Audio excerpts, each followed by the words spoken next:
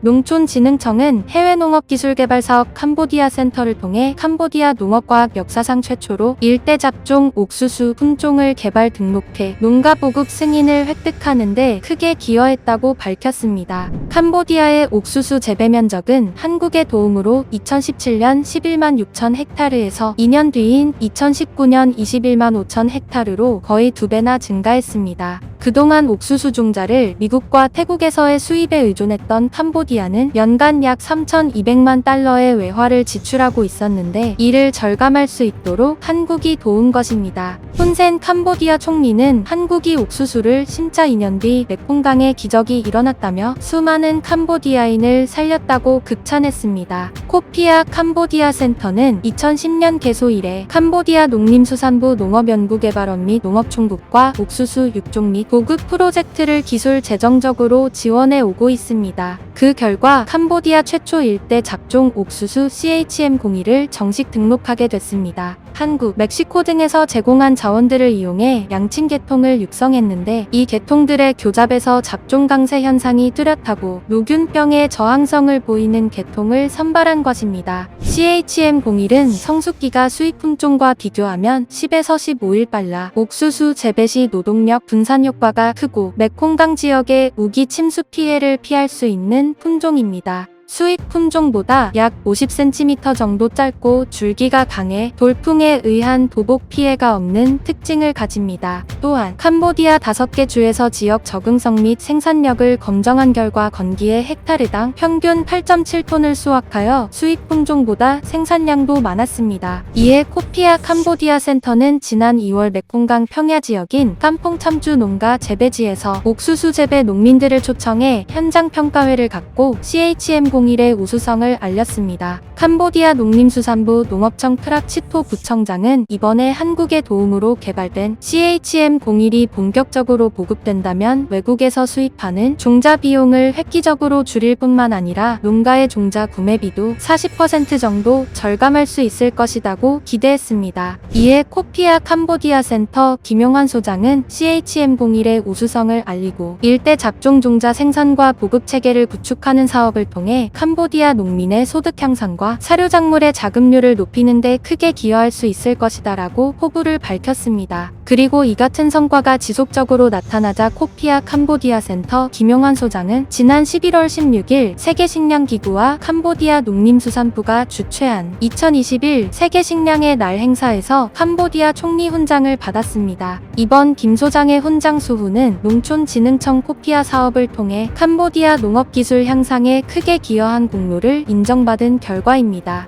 캄보디아 농림수산부 뱅사콘 장관은 캄보디아 농업 발전을 위한 한국의 지원에 감사를 표시하고 훈센 총리를 대신해 김 소장에게 훈장을 수여했습니다. 김용환 소장은 전량 수입에 의존하던 캄보디아 옥수수 종자의 자급 기반을 마련한 것뿐만 아니라 최근에는 열대지방 적응형 다수학 흰색꼬치 누에 품종을 개발해 품종 등록을 앞두고 있습니다. 다수학 흰색꼬치 누에로 만든 실크는 염색과 가공이 쉬워 이번 품종 등록은 캄보디아 실크 자급률을 향상시키는 획기적 계기가 될 것으로 보입니다. 김용환 코피아 캄보디아 센터 소장은 양국 간 농업기술 협력이 윤활유 역할을 해 앞으로 다른 부문에서도 상호 우호 증진이 강화되고 나아가 신남방 정책이 성공적으로 펼쳐지기를 바란다고 소감을 말했습니다. 한국이 기적을 보인 것은 캄보디아뿐만이 아닌데 베트남 중북부 응해안성 지역 한복판에 우리 연구원들이 직접 개발한 땅콩이 자라고 있습니다. 이는 농촌진흥청과 현지 기관이 협력해 만든 땅콩 우수품종입니다. 응해안성 지역 일대는 그동안 박테리아 때문에 땅콩 수확이 어렵던 지역이었습니다. 이에 코피아 베트남 센터가 2014년부터 신품종 개발을 시작했는데 생산 보급을 위한 시범 마을을 조성하기까지는 채 5년이 걸리지 않았습니다. 이같이 정부가 추진하는 국가별 맞춤형 농업기술 개발 사업은 해외에서 큰 성과를 거두고 있는데 캄보디아와 에콰도르 등 전 세계에 K농업이 전파되고 있지만 그 중에서도 특히 베트남 지역에서는 시범 마을이 최근 2개나 들어서는 등 성공적으로 안착하고 있다는 평가입니다. 특히 박테리아에 강한 땅콩을 개발해 땅콩유 브랜드화까지 성공했습니다. 지난 11월 23일 농진청에 따르면 코피아 베트남 센터는 2009년 개소돼 K농업 전파에 힘을 쏟고 있습니다. 코피아 사업은 개발도상국 현지의 소장과 연구원 등 전문가를 파견해 국가별 맞춤형 농업 기술을 개발 실증 보급하는 사업입니다. 농업 생산성 향상으로 개도국 소농의 소득을 증진시키는 게 목표입니다. 현재 아시아 8개,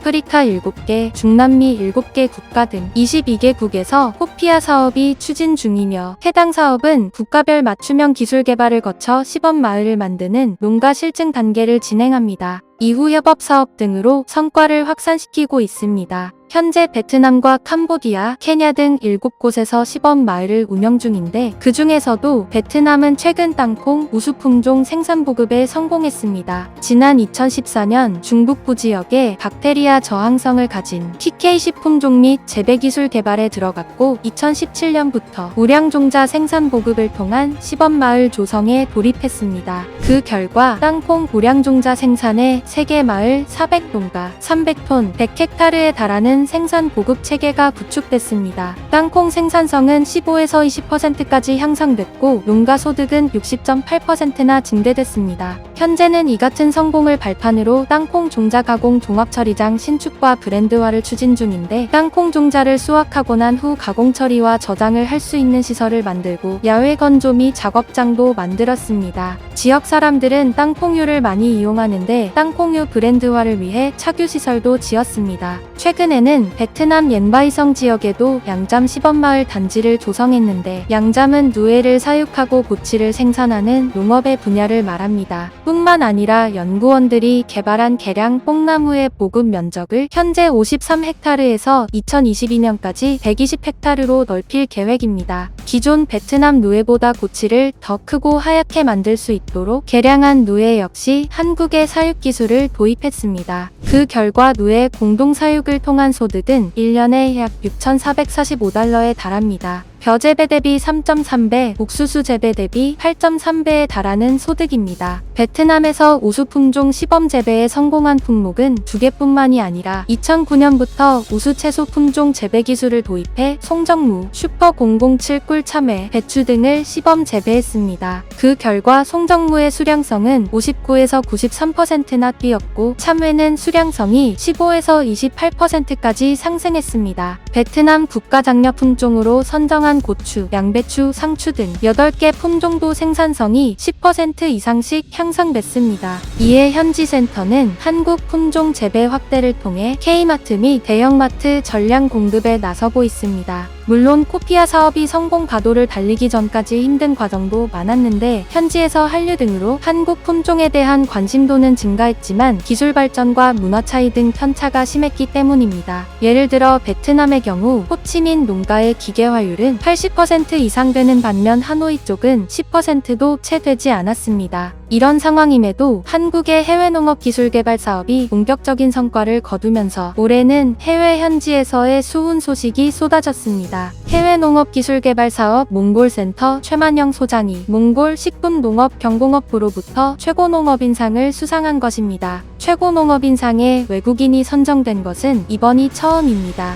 몽골농업부는 최만영 소장이 몽골 해외농업 기술 개발 사업을 적극 추진하며 몽골 농업 발전에 기여한 점을 인정해 수상자로 선정했습니다. 최만영 소장은 2018년부터 코피아 몽골 센터의 소장을 역임하면서 몽골 농업의 현안 사항인 미루량종자 생산 보급 사업을 추진했습니다. 이에 따라 몽골 밀종자 소유량의 10%에 해당되는 3,007톤의 밀이 보급됐습니다. 허태웅 농촌진흥청장은 앞으로도 개발도상국의 농업 생산성 향상과 농업 발전을 위해 농촌진흥청은 지원을 아끼지 않겠다라고 말했습니다. 시청해주셔서 감사합니다. 이상 세상사였습니다.